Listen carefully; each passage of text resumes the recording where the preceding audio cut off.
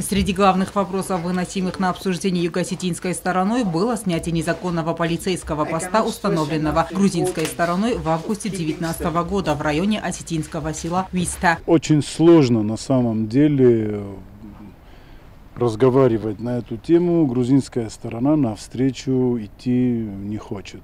Решение о выставлении этого поста принималось политическим путем. Руководство Грузии, решив заработать себе какие-то очки политические, выставило этот пост. Сейчас его снятие для них связано очень серьезными репутационными потерями. Наша надежда остается.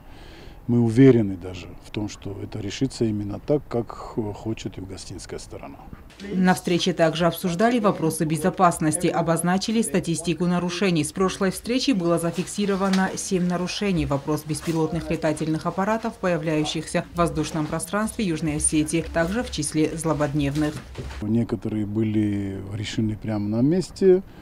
На месте как эти граждане попадают в погранслужбу, они разбираются и решают вопрос о выдворении, либо о возбуждении уголовного дела. Затронута была и тема оросительной воды. Следующая встреча в рамках МПРИ предварительно запланирована уже в начале декабря. Нас интересует подача воды в зону селения Цинагар. Грузинская сторона тоже считает, что подача воды в Цинагар является для них одной из важных, поскольку есть надежда и уверенность в том, что вода пойдет и дальше. То есть после Цинагара вода уходит в район селения Хурвалеты на грузинской стороне, а далее опять входит на юго-осетинскую территорию. Это рядом с селением Морчоса, Набрев и так далее. Алена Оттаева, Ринат Медоев, Фатима Кумаритова. Информационный выпуск сегодня.